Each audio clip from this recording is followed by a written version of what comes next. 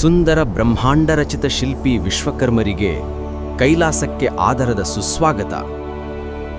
ನಿಮ್ಮ ಬರುವಿಕೆಯನ್ನೇ ನನ್ನ ಸ್ವಾಮಿ ಮಹಾದೇವರು ಅಪೇಕ್ಷಿಸುತ್ತಿರುವರು.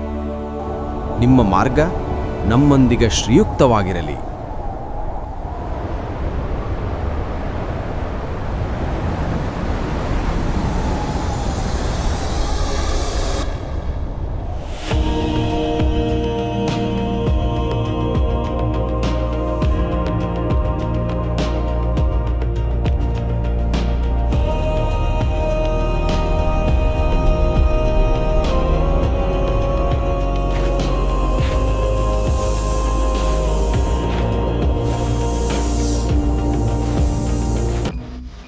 ಪ್ರಣಾಮಗಳು ಪ್ರಭು.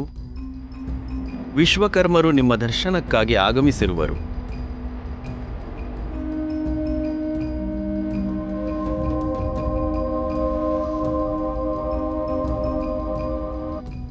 ಈ ಲೋಕದ ಅಧಿಪತಿಯಾದ ಮಹಾದೇವನಿಗೆ ವಿಶ್ವಕರ್ಮ ಸಲ್ಲಿಸುವ ಪ್ರಣಾಮಗಳು. ನಾನು ನಿಮಗೆ ನೀಡಿದ ಪ್ರಮಾಣವನ್ನು ಈಡೇರಿಸುವ ಸಮಯ ಬಂದಿಹುದು. ಅತ್ಯಂತ ದಿವ್ಯಮಯ ನಿಮ್ಮ ಶಸ್ತ್ರದ ರಚನೆಗೆ ಕಾರಣವು ಜನ್ಮ ತಾಳಿದೆ. ಈ ದಿವ್ಯ ಶಸ್ತ್ರವು ಸೃಷ್ಟಿ, ಸಂರಕ್ಷಣೆ, ವಿನಾಶ ಇವುಗಳ ಸಂಕೇತವಾಗಿರುತ್ತದೆ. ಹಾಗೂ ಜೀವನ, ಕಾಲ, ಬ್ರಹ್ಮಾಂಡ ಚಕ್ರಗಳ ಮೇಲೆ ನಿಯಂತ್ರಣ ಮತ್ತು ಜೀವನದ ಬಹುಮುಖ್ಯ ಕಾರಣಗಳನ್ನು ಅರಿತ ಈ ಶಸ್ತ್ರದ ಕಾರಣಕ್ಕೆ ಅರ್ಹನಾದ ನಿಮ್ಮ ಪರಮ ವಿರೋಧಿಯಾಗಿ ಪರಂತ್ಯವನ್ನು ಸುಡುತ್ತಿರುವ ಕುರುವಿಯ ಸಂಹಾರಕ್ಕೆಂದು ನಿಮ್ಮ ಪರಮ ಭಕ್ತನಾಗಿ ಜನಿಸಿರುವ ಅನಂತ ಕೀಟು ತನ್ನ ಸ್ವಇಚ್ಛೆಯಿಂದ ತನ್ನ ಆತ್ಮದಿಂದ ತನ್ನನ್ನು ನಿಮ್ಮ ಶಸ್ತ್ರವನ್ನಾಗಿ ಅರ್ಪಿಸಿಕೊಳ್ಳಲು ಯಾತ್ರಾ ತಪಸ್ಸಿನಿಂದ ಅರ್ಹನಾಗಿ ಸಿದ್ಧಿ ಪಡೆದಿಹುದು. ಇಂದು ಸಮಯ ಬಂದಿಹುದು ಮಹಾದೇವ. ಅವನಿಗೆ ನಿಮ್ಮ ದರ್ಶನ ನೀಡಿ ಕುರುವಿಯ ಸಂಹರಿಸಲು, ಅನಂತ ಕೀಟುವನ್ನು ನಿಮ್ಮ ಶಸ್ತ್ರವನ್ನಾಗಿ ಸಮರ್ಪಿಸಲು ನಾನು ನನ್ನ ದಿವ್ಯ ರಚನೆಯ ವಿನ್ಯಾಸದಿಂದ ಶಸ್ತ್ರವನ್ನು ನಿರ್ಮಿಸಿಕೊಡುತ್ತೇನೆ. ಇದರ ಮುಂದಿನದು ನಿಮ್ಮ ಇಚ್ಛೆಗೆ ಬಿಟ್ಟದ್ದು ಮಹಾದೇವ. ಸುಂದರ ಬ್ರಹ್ಮಾಂಡವನ್ನು ನಿರ್ಮಿಸಿದ ಮಹಾದೈವಿಕ ಶಿಲ್ಪಿ ನೀವೇ. ನಿಮ್ಮ ಈ ದಿವ್ಯ ವಿನ್ಯಾಸದಿಂದ ಎಲ್ಲ ಲೋಕಗಳು ಸೃಷ್ಟಿ, ಸ್ಥಿತಿ, ಸಂಹಾರ ಎಂಬ ಸಮತೋಲನದಲ್ಲಿ ನಿರ್ವಹಿಸುತ್ತಿವೆ. ನಿಮ್ಮ ಶಕ್ತಿಯ ಪ್ರತಿಯೊಂದು ಸ್ಪರ್ಶವೂ ಶಕ್ತಿಶಾಲಿಯಾಗಿ ಪ್ರತ್ಯಕ್ಷವಾಗುತ್ತಿದೆ. ಈ ರಚನೆಯ ಅದ್ಭುತವನ್ನು ನಾನೀಗಲೇ ಮೆಚ್ಚಿ ದರ್ಶನ ನೀಡಲು ಎದುರು ನೋಡುವೆನು.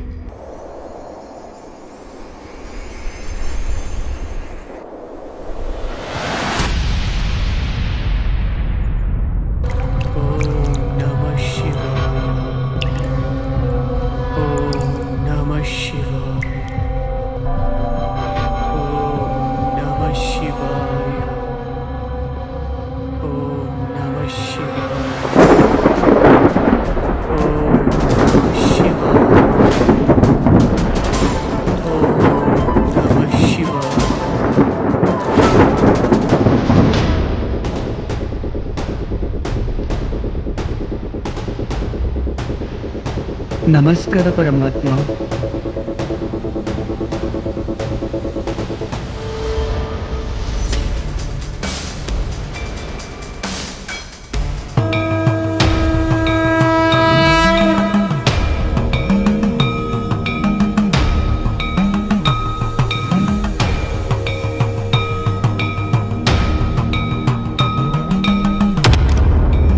ಭಕ್ತ, ನಿನ್ನ ಈ ಯಾತ್ರಾ ತಪಸ್ಸಿನಿಂದ ನಾನು ತನ್ಮಯಗೊಂಡಿರುವೆನಯ್ಯ. ಕೇಳು, ನಿನ್ನ ಇಚ್ಛೆಯೇನೆಂದು. ಓ ಬೋಲೆ ಶಂಕರ, ನೀವು ಸರಳ, ನಿರ್ಲೋಭಿ, ಭಕ್ತರ ಮಾತಿಗೆ ತಕ್ಷಣ ಸ್ಪಂದಿಸುವ ಮಹಾದೇವ. ಶಂಕರ, ನೀನು ಕ್ಷಮೆಯ ಸಾಗರ, ಕೋಪದಲ್ಲೂ ಲೋಕಕ್ಷೇಮವನ್ನು ಮಾತ್ರ ಚಿಂತಿಸುವ ಪರಮಾತ್ಮ. ಮಹಾದೇವ, ನಿಮ್ಮ ದರ್ಶನ ಪಡೆಯಲು ನಾನು ಯೋಗ್ಯನೋ ಅಲ್ಲವೋ ಎಂಬುದನ್ನು ನಾನರಿಯೆ. ಆದರೆ ನಿಮ್ಮ ದರ್ಶನ ಭಾಗ್ಯದಿಂದ ಒಬ್ಬ ರಕ್ಕಸನ ಸಂಹಾರಕ್ಕೆ ದಾರಿ ಒದಗುವುದು ಎಂಬುದು ನಿನ್ನಂತೆಯೇ ಸತ್ಯ ಎಂಬುದೆಂದು ನಂಬಿರುವೆ. ಪರಮಾತ್ಮ, ನನ್ನ ಇಚ್ಛೆ ಏನೆಂದರೆ ನಿಮ್ಮಲ್ಲಿ 3 ದಿವ್ಯ ವರಗಳನ್ನು ಅಪೇಕ್ಷಿಸುತ್ತಿರುವೆ. ಭಕ್ತ, ನಿನ್ನ ಇಚ್ಛೆಯನ್ನು ಪೂರ್ಣಗೊಳಿಸಲು ಸಾಧ್ಯವಿಲ್ಲ. ನಾನು ಒಂದು ವರವನ್ನು ಮಾತ್ರ ನೀಡಬಲ್ಲೆ. ಅದಕ್ಕಿಂತ ಹೆಚ್ಚು ವರವನ್ನು ನೀಡುವುದು ಪ್ರಕೃತಿಯ ನಿಯಮಕ್ಕೆ ವಿರುದ್ಧವಾಗುತ್ತದೆ. ಭಗವಂತ, ತಂದೆ ತಾಯಿಯ ಸಂಪತ್ತಿಗೆ ಮಕ್ಕಳ ಅಧಿಕಾರವಿರುವುದಿಲ್ಲ ಎಂದು ಅರಿತಿರುವೆ. ಆದರೆ ಅವರ ಪರಮ ಇಚ್ಛೆಗಳನ್ನು ಈಡೇರಿಸುವುದು ಒಬ್ಬ ಮಗನ ಕರ್ತವ್ಯವಾಗಿರುತ್ತದೆ. ಹಾಗೆಯೇ ನನ್ನ ತಂದೆ ತಾಯಿಯ ವರವನ್ನು ಅಪೇಕ್ಷಿಸುವ ಅಧಿಕಾರವು ಅವಶ್ಯವಾಗಿ ನನಗಿರುವುದು. ಅವರ ಪರವಾಗಿ ಅವರ ವರವನ್ನು ನಾನು ಈಡೇರಿಸುತ್ತೇನೆ. ನನ್ನ ಪ್ರಥಮ ವರವು ಮನುಷ್ಯ ದೇಹಕ್ಕೆ ಆಹಾರ, ಗಾಳಿ, ನೀರು ಎಷ್ಟು ಮುಖ್ಯವೋ ಹಾಗೆಯೇ ಈ ಲೋಕಕ್ಕೆ ಬ್ರಹ್ಮ, ವಿಷ್ಣು, ಮಹೇಶ್ವರರು ಅಷ್ಟೇ ಮುಖ್ಯ. ಈ ದಿವ್ಯ ದೇವತೆಗಳು ನನ್ನ ಅಂಗೈಯಲ್ಲಿ ಭದ್ರವಾಗಿ ಕಾಲದ ಮೇಲೆ ನಿಯಂತ್ರಣ ಸಾಧಿಸಲಿ. ನನ್ನ ತೃತೀಯ ವರವು ಇಡ, ಪಿಂಗಲ, ಸುಷುಮ್ನ. ಇವುಗಳು ಯೋಗಶಾಸ್ತ್ರದಲ್ಲಿನ 3 ಶಕ್ತಿಭಾಗಗಳು. ಇವುಗಳು ನನ್ನಲ್ಲಿ ವಿನಿಮಯಗೊಳ್ಳಬೇಕು. ಕೊನೆಯ ಹಾಗೂ ತೃತೀಯ ವರವು ಸತ್ವ, ರಜ, ತಮಸ್. ಇವುಗಳು ಅಸ್ತಿತ್ವದ 3 ಗುಣಗಳು. ನಿಮಗೆ ಅನುಗುಣವಾಗಿ ಶಕ್ತಿ ಸಮತೋಲನ ಮತ್ತು ಶ್ರದ್ಧೆ ಮೂಡಿಸಲು ದಿವ್ಯ ವರವನ್ನು ನಿಮ್ಮಲ್ಲಿ ವಿನಂತಿಸುತ್ತೇನೆ. ಅರ್ಥಾತ್ ಸೃಷ್ಟಿ, ಸ್ಥಿತಿ, ಸಂಹಾರ ಇವುಗಳನ್ನು ಆಧರಿತ ಮಹಾಪರಮ ನಿಮ್ಮ ದೈವಾಯುಧವಾಗಿ, ಚಿರಂಜೀವಿಯಾಗಿ, ರಕ್ಕಸರ ಸಂಹರಿಸುವ ಸಂಕೇತವಾಗಿ ನಿಮ್ಮ ದಿವ್ಯ ಶಸ್ತ್ರವನ್ನಾಗಿಸಿಕೊಳ್ಳಿ ಮಹಾದೇವ. ಭಕ್ತ, ನಾನು ನನ್ನ ಭಕ್ತರ ಕೋರಿಕೆಗಳನ್ನು ಮಾತ್ರ ಈಡೇರಿಸುವ ಅಧಿಕಾರವಿರುತ್ತದೆ. ಆದರೆ ಅವರನ್ನು ನನ್ನ ಶಸ್ತ್ರವನ್ನಾಗಿಸಿಕೊಳ್ಳಲಾಗುವುದಿಲ್ಲ. ಪರಮಾತ್ಮ, ನಾನು ನನ್ನ ಆತ್ಮದಿಂದ ದೇಹವನ್ನು ಸ್ವಯಚ್ಛೆಯಿಂದ ಅರ್ಪಿಸುತ್ತಿರುವೆ. ಹಾಗೆಯೇ ಎಲ್ಲದಕ್ಕಿಂತ ಹೆಚ್ಚಾಗಿ ಭಕ್ತರ ಕೋರಿಕೆಗಳನ್ನು ಈಡೇರಿಸುವುದು ನಿಮ್ಮ ಮೊದಲ ಕರ್ತವ್ಯವಾಗಿರುತ್ತದೆ ಎಂಬುದನ್ನು ನೀವು ತಿಳಿದಿರುವಿರಿ ಅಲ್ಲವೇ ಮಹಾದೇವ?